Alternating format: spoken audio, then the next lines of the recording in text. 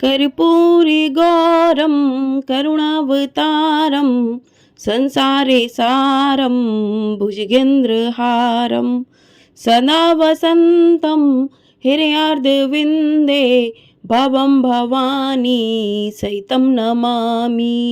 हर हर महादेव, श्री शिवाय नमस्तुभ्यम। दोस्तों, आप सभी को हरितालिका तीज की ढेर सारी शुभकामनाएं। आप सभी पर भगवान भोलेनाथ, माँ पार्वती अपनी कृपा सदैव बनाए रखें। आज की वीडियो में आप सुनेंगे हरितालिका तीज की व्रत कथा। कथा को पूरा अवश्य सुनिएगा। हरितालिका तीज भादो मास के शुक्ल पक्ष की तृतीया तिथि को किया जाता है और साल 2024 में हरितालिका तीज का व्रत 6 सितंबर दिन शुक्रवार को है। इसी दिन भगवान शिव और मां पार्वती का विधि विधान से पूजन किया जाएगा। यह व्रत सुहागिन महिलाएं अखंड सौभाग्य की प्राप्ति के लिए और कुंवारी कन्याएं मनचाहा जीवन साथी पाने के लिए इस व्रत को रखती हैं और इस व्रत को करने से भगवान शिव और माता पार्वती का आशीर्वाद प्राप्त होता है और जीवन के सभी कष्ट दूर होते हैं। हरितालिका तीज का पर्व भगवान शिव, माता पार्वती के अटूट रिश्तों को ध्यान में रखकर किया जाता है। इस दिन महिलाएं 16 श्रृंगार करके पूजा अर्चना करती हैं और अखंड सौभाग्य का आशीर्वाद प्राप्त करती हैं। साथ ही फिर हरितालिका तीज की कथा भी सुनती हैं। हरितालिका तीज की कथा सुनने व पढ़ने मात्र से भगवान शिव और माता पार्वती का आशीर्वाद प्राप्त होता है और सुख शांति और समृद्धि में वृद्धि होती है। यह कथा बहुत ही पवित्र मानी जाती है, इसलिए इस दिन हरितालिका तीज की कथा अवश्य पढ़नी अथवा सुननी चाहिए। तो जो भी महिलाएं अथवा कुंवारी कन्याएं इस दिन व्रत करती हैं तो उन्हें हरितालिका तीज की व्रत कथा को भी अवश्य पढ़ना अथवा सुनना चाहिए। तो चलिए सुनते हैं हरितालिका तीज की संपूर्ण व्रत कथा। कथा सुनने से पहले कथा आरंभ करने से पहले भगवान भोलेनाथ और माँ पार्वती का ध्यान करते हैं। बोलिए भगवान भोलेनाथ की जय, बोलिए माँ पार्वती की जय। तो चलिए कथा को आरंभ करते हैं। पौराणिक कथा के अनुसार हरितालिका व्रत कथा शिव जी ने ही माँ पार्वती को सुनाई थी। शिव भगवान ने इस कथा में माँ पार्वती को उनका पिछला जन्म याद दिलाया था। हे गौरा, पिछले जन्म में तुमने मुझे पाने के लिए बहुत छोटी उम्र में कठोर तप और घोर तपस्या की थी।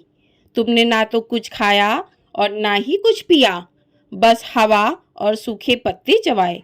जला देने वाली गर्मी हो या कंपा देने वाली ठंड, तुम नहीं हटी, डटी रही।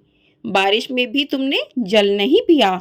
तुम्हें इस हालत में देखकर तुम्हारे पिता दुखी थे। उनको दुखी देखकर नारद मुनि आए और कहा कि हे भगवान, विष्णु के भेजने पर मैं यहाँ आया हूँ। वह आपकी कन्या से विवाह करना चाहते हैं। इस बारे में मैं आपकी राय जानना चाहता हूँ। नारद जी की बात सुनकर आपके पिता बोले, अगर भगवान विष्णु यह चाहते हैं तो उन्हें कोई आपत्ति नहीं है, परंतु जब तुम्हें इस विवाह के बारे में पता चला तो तुम दुखी हो गईं। तुम्हारी एक सहेली ने तुम्हारे दुख का कारण पूछा तो तुमने कहा कि मैंने सच्चे मन से भगवान शिव का वरण किया है, किंतु मेरे पिता ने मेरा विवाह विष्णु जी के साथ तय कर दिया है। मैं विचित्र धर्म संकट में हूँ। अब मेरे पास प्राण त्याग देने के अलावा कोई और उपाय नहीं बचा। तुम्हारी सखी बहुत ही समझदार थी। उसने कहा, प्राण छोड़ने का यहाँ कारण ही क्या है? संकट के समय धैर्य से काम लेना चाहिए। भारतीय नारी के जीवन की सार्थकता इसी में है कि जिसे मन से पति रूप में एक बार वरण कर लिया, जीवन पर्यंत उसी से निर्वाह करें। मैं तुम्हें घनघोर वन में ले चलती हूँ, जो साधना स्थल भी है और जहाँ तुम्हारे पिता तुम्हें खोज भी नहीं पाएंगे। मुझे पूर्ण विश्वास है कि ईश्वर अवश्य ही तुम्हारी सहायता करेंगे। तुमने ऐसा ही किया। तुम्हारे पिता तुम्हें घर में ना पाकर बड़े चिंतित और दुखी हुए। इधर तुम्हारी खोज होती रही, उधर तुम अपनी सहेली के साथ नदी के तट पर एक गुफा में मेरी आराधना में लीन रहने लगी। तुमने रेत के शिवलिंग का निर्माण किया। तुम्हारी इस कठोर तपस्या के प्रभाव से मेरा आसन हिल उठा और मैं शीघ्र ही तुम्हारे पास पहुंचा और तुमसे वर मांगने को कहा। तब अपनी तपस्या के फलीभूत मुझे अपने समक्ष पाकर तुमने कहा कि मैं आपको सच्चे मन से पति के रूप में वरण कर चुकी हूँ। यदि आप सचमुच मेरी तपस्या से प्रसन्न होकर यहाँ पधारे हैं तो मुझे अपनी अर्धांगिनी के रूप में स्वीकार कर लीजिए। तब तथास्तु कहकर मैं कैलाश पर्वत पर लौट गया। उसी समय गिरिराज अपने बंधु बांधवों के साथ तुम्हें खोजते हुए वहां पहुंचे। तुमने सारा वृत्तांत बताया और कहा कि मैं घर तभी जाऊंगी अगर आप महादेव से मेरा विवाह करेंगे। तुम्हारे पिता मान गए और उन्होंने हमारा विवाह करवाया। इस व्रत का महत्व यह है कि मैं इस व्रत को पूर्ण निष्ठा से करने वाली प्रत्येक स्त्री को मनवांछित फल देता हूँ।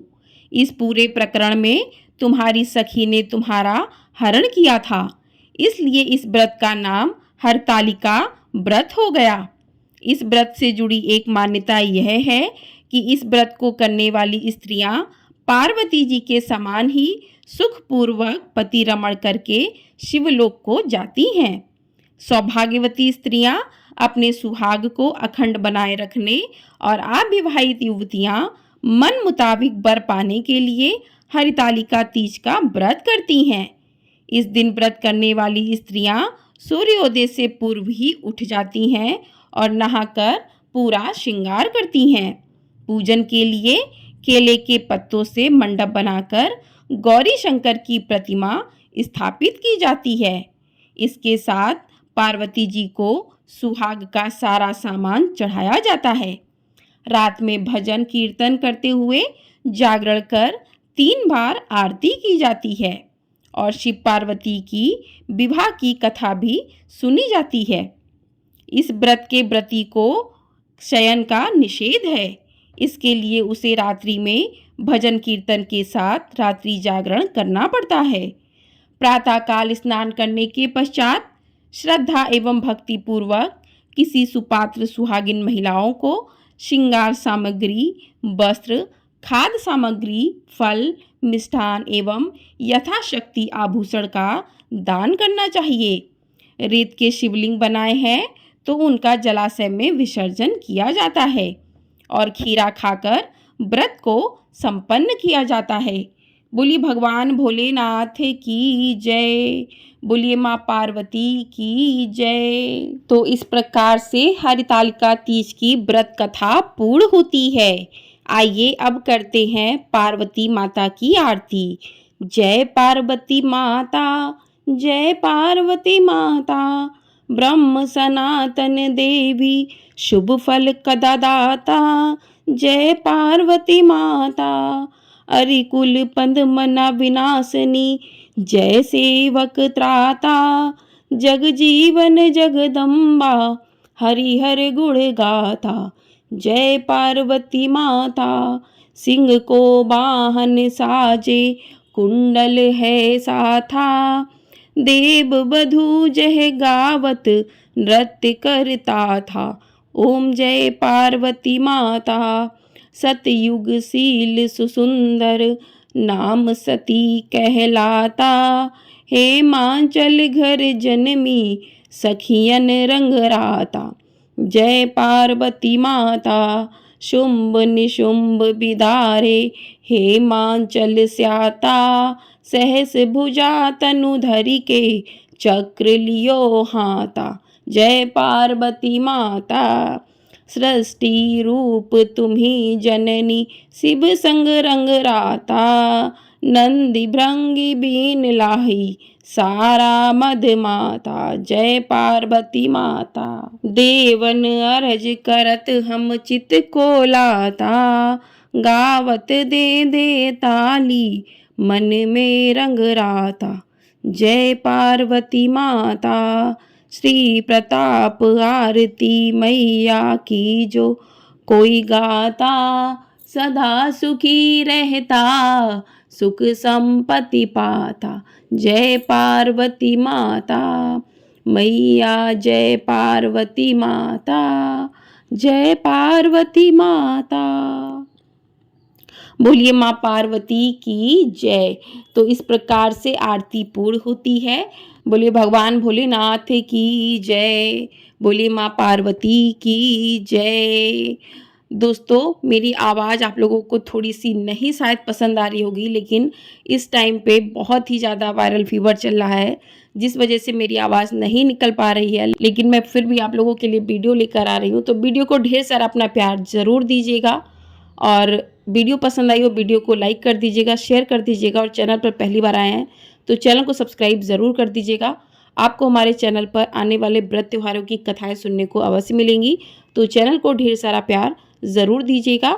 हरतालिका तीज का जो भी महिलाएं कुंवारी कन्याएं व्रत रखती हैं, तो सुहागिन महिलाओं को अखंड सौभाग्य की प्राप्ति होती है, और कुंवारी कन्याओं को मनचाहा जीवन साथी मिलता है। तो इस व्रत की महिमा अपार है, सभी व्रतों में सबसे कठिन व्रत है। तो आप सभी पर भगवान भोलेनाथ माँ पार्वती अपनी कृपा सदैव ही बनाए रखें, आप सभी की मनोकामना अवश्य ही पूर्ण हो। जय माँ पार्वती, जय शिव शंभू भोलेनाथ।